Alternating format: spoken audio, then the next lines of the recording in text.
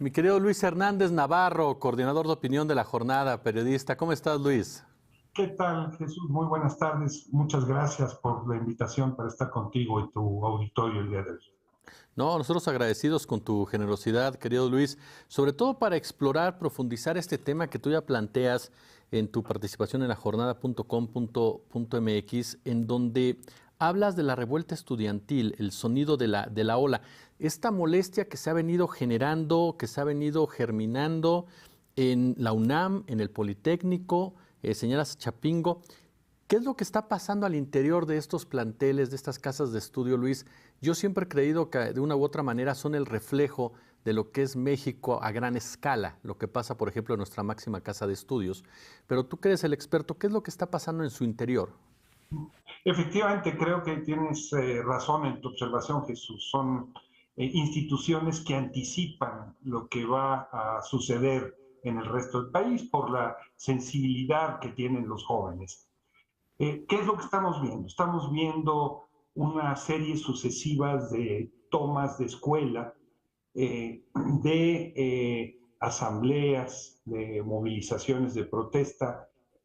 Se han levantado pliegos petitorios que comienzan a unificarse, eh, eh, que demandan cuestiones muy específicas de cada escuela, pero también de una problemática más general de estas tres instituciones.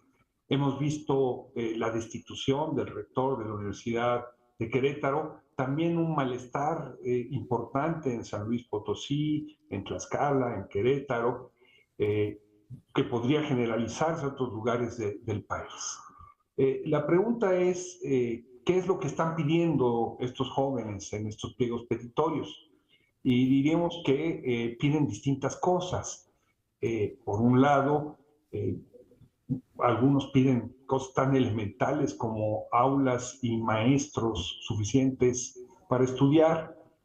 Por otro, piden equipo suficiente para poder realizar su trabajo. Por ejemplo, los estudiantes de ingeniería de la UNAM no son estudiantes que tradicionalmente se movilicen y, vamos a decirlo así, muy radicalizados en comparación con otras facultades. Bueno, ellos están pidiendo cosas como que los equipos de cómputo tengan la capacidad suficiente para admitir los paquetes. Vemos también, y esto es muy importante porque es una demanda que quedó pendiente de antes de la pandemia, que hay muchas demandas de acoso sexual en contra de profesores, de autoridades. Y vemos que se han establecido en algunas de estas escuelas procesos de diálogo y de negociación.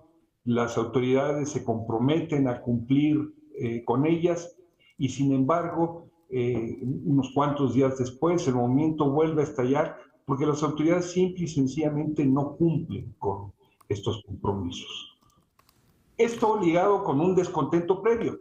Diera la impresión de que para muchos jóvenes, lo fue para todo el país, pero insisto, en la juventud hay una sensibilidad que anticipa los sentimientos que después se extenderán a otras.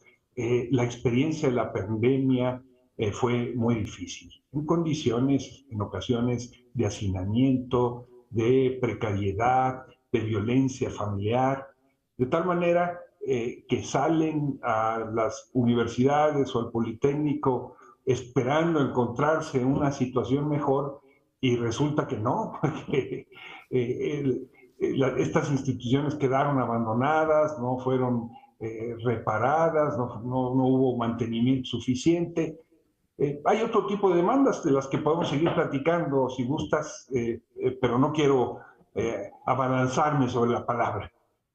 Oye, Luis, hay un punto que a mí me llama mucho la atención en todo esto, y es que pasamos de gobiernos, de partidos, y sin embargo siempre nos topamos precisamente de una u otra manera con estas demandas de los estudiantes y de las estudiantes. El tema, por ejemplo, de los porros es un tema viejísimo en nuestro país y siguen operando de una u otra manera. El tema de la seguridad, desde que uno estudiaba precisamente, por ejemplo, en la UNAM siempre ha habido esas denuncias de que hay lugares, que hay situaciones en donde el estudiante está en riesgo precisamente por la falta de seguridad, el mismo Politécnico Nacional. Esta incomprensión, no sé si llamarla incomprensión, te lo dejo a tu lectura, de parte de la autoridad o de plano el minimizar a los jóvenes, porque me da la impresión de que siempre los estudiantes de una u otra manera llevan a cabo estas exigencias y las respuestas son esas, pliegos petitorios, lo vamos a ver, pero no pasa nada. Claro. Creo que estamos ante una situación inédita que expresa nuevas demandas junto con las viejas. Pongo dos ejemplos, entre otros muchos. En el caso de Vallejo, uno de los colectivos tenía mascotas y de repente un gatito fue asesinado cruelmente por no se sabe quién. Eh, los estudiantes demandaron a las autoridades de esa institución ver las cámaras y los videos para identificar a los agresores y las autoridades se negaron a hacerlo. El asunto de la crueldad contra los animales es algo, yo diría, cada vez más sentido en nuestra sociedad. Y la respuesta de la autoridad demuestra una enorme insensibilidad ante algo que no es un juego, porque finalmente la crueldad animal es un delito, no estamos hablando de algo que sea secundario, ni mucho menos, pero es una demanda de nuevo tipo ante la que la autoridad responde con insensibilidad.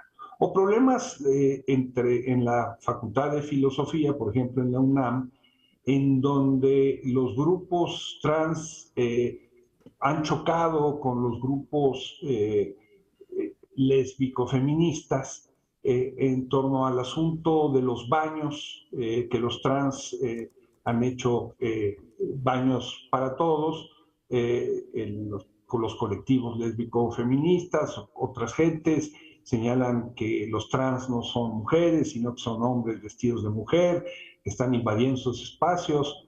Bueno, si nosotros revisamos las redes y vemos que este es un debate que está también en las redes, pero que en el caso específico de la universidad adquiere una materialidad muy particular. Son demandas de nuevo tipo, difíciles de entender. En el primer caso hay muy claramente un problema de insensibilidad de las autoridades. En el segundo esto se enreda con otros asuntos. Pero efectivamente tienes razón, diera la impresión de que por parte de muchas autoridades hay un desconocimiento de lo que tienen enfrente, la intención de resolver eso con manotazos en la mesa, con ejercicios de autoridad, que los muchachos y las muchachas no están dispuestos a admitir hoy en día. Todo esto en un marco en donde vivimos una sucesión presidencial anticipada, tanto a nivel de presidencial como de la Ciudad de México, los grupos de activistas que dependen de las corcholatas se mueven, actúan.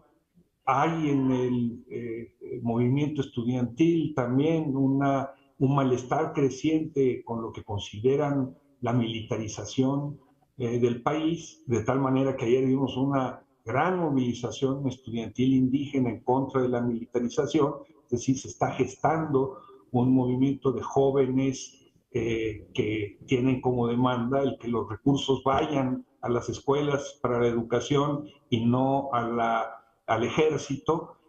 Todo esto está formando un cóctel muy explosivo, no sabemos a dónde va a desencadenar, pero que tiene, insisto, muchos elementos inéditos que parecen no estar siendo leídos adecuadamente por quienes tuvieran que hacerlo, porque no bajan al cuarto de máquinas, no bajan y hablan con los muchachos, los escuchan, tratan de entender y responden como respondería un papá autoritario y mandón ante sus hijos, tratando de dar órdenes en lugar de comprender qué es lo que está pasando. Mi querido y admirado Luis Hernández Navarro, como siempre, de verdad te agradezco muchísimo tu generosidad con la octava, Luis. Encantado, Jesús. Muchas gracias a ti y a la octava por la hospitalidad para compartir estas reflexiones. Fuerte abrazo, estamos en contacto, Luis. Hasta luego.